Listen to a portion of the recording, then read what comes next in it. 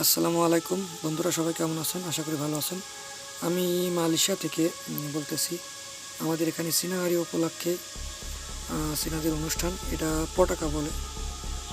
তো স্কিপিটারের বোমের মাথায় বেঁধে বেঁধে ফুটানো হচ্ছে। তো দেখতে থাকুন, পাশাপাশি আরও অনেক কিছু আছে, ইনশাল্লাহ সব কিছু শেয়ার করব।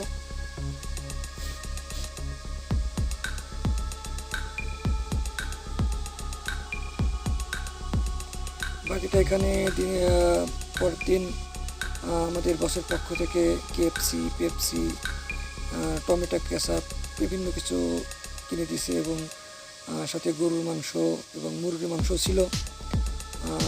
গরুর মাংস মুরগির মাংস পুড়িয়ে খাবো সেটার জন্য। আর গরুর মাংস মুরগির মাংস এগুলো ছোটো ছোটো টুকরো টুকরো করে কেটে দেখেন আমরা কীভাবে লাঠির ভিতরে ঢুকাইতেছে। এবার এই লাঠির ভিতরে ঢুকানো মাংসগুলো পোড়ানো হবে। তো ওখানে দুইটা গামলা আছে, একটা ভিতরে গরুর মাংস, একটা ভিতরে মুরগির মাংস। তো দেখতে থাকুন, এরপরে পোড়ানোটাও শেয়ার করব।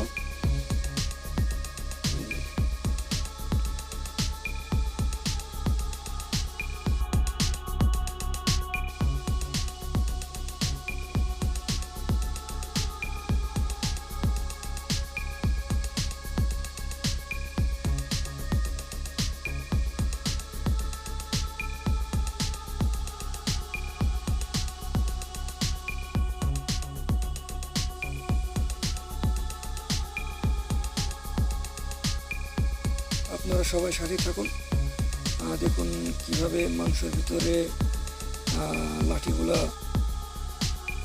ঢুকাইতেছে।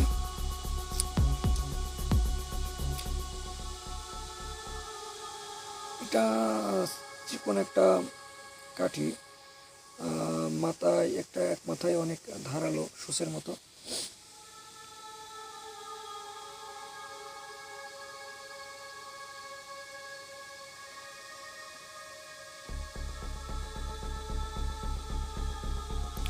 আমরা শেষের পথে চলে আসছি। এখন আমরা চলে যাব পোড়ানোর জন্য। ওখানে আগুন তৈরি হচ্ছে পোড়ানোর জন্য।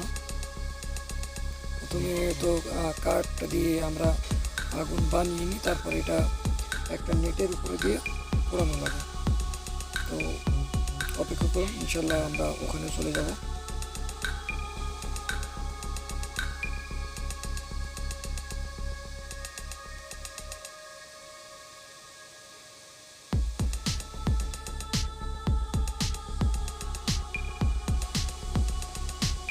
সাইডে অনেক নয়েজ হইতেছে, গাড়ি ঘোড়া যাইতেছে।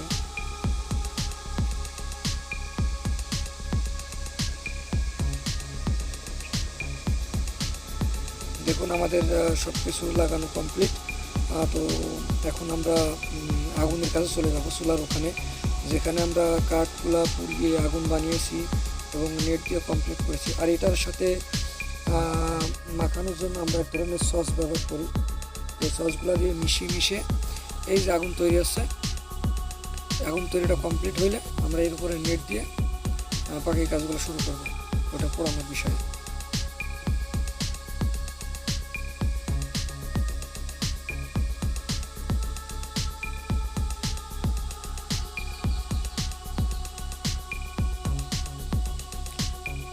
এটা করতেছে আমাদের ইন্দোনেশিয়ার দুইটা বন্ধু, ওনারা এইসব বিষয়ে অনেক পারদর্শী। আর এটাতে আসলে বরফ মানে আইস, এটা আমাদের জন্য পেপসি কিনে আসছে, পেপসিগুলো ঠান্ডা করার জন্য এই আইসটা কিনে আসলো।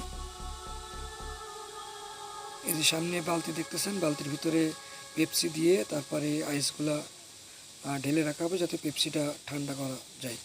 কারণ এখানে এতগুলা পেপসি ঠান্ডা করার মতো ফ্রিজ নাই, এই জন্য। আর আমি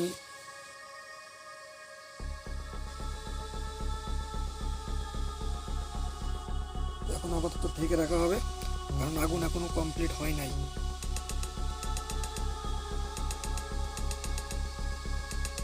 এখানে সবাই কেএফসি খাওয়া নিয়ে ব্যস্ত।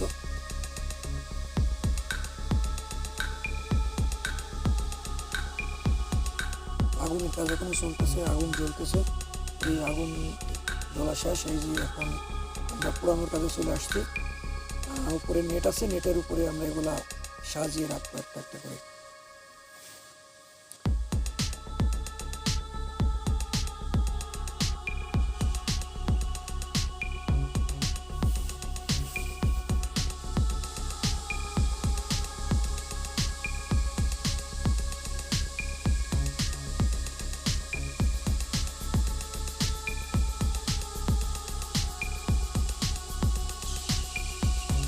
খেতে গেলেও অনেক কষ্ট করা লাগে, শুধু মজা করে খাওয়াটাই বড় কথা না। এই যে কষ্ট করে মাংস কাটা, মাংস পোড়ানো, এটার ভিতরে খাওয়া ভিতরে মজা একটা আলাদা। অবশ্যই এগুলা মালয়েশিয়াতে রেডিমেড কিনতেও পাওয়া যায়, কিন্তু নিজের হাতে বানিয়ে খাওয়ার মজা একটা আলাদা।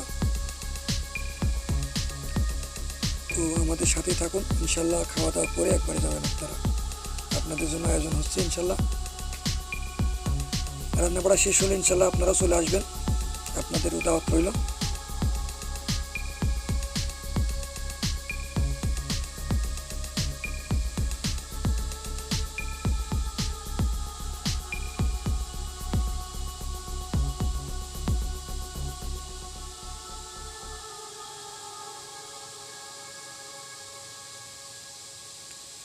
এটার নামে প্রবাসী জীবন। প্রবাসী যারা ব্যাচেলার আছে তারা হয়তো বিভিন্ন অনুষ্ঠানে আমরা এমন করে কষ্ট করে রান্না করে খাই, হয়তো সবাই এক জায়গায় আড্ডা দিই।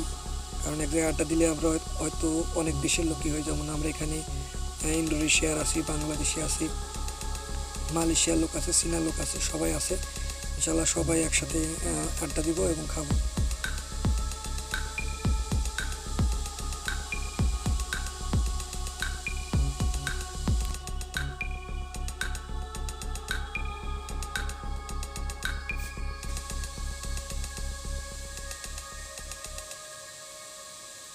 তো অনেক কথা বললাম, অনেক বকবক করলাম,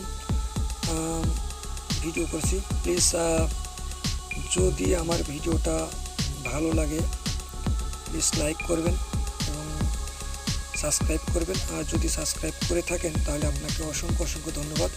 আর যদি ভিডিওটা ভালো লাগে অবশ্যই বন্ধুদের মধ্যে শেয়ার করবেন। যারা আমরা প্রবাসীরা আছি, প্রবাসীরা কীভাবে মানে পার্টি করি সেটা দেখানোর জন্য।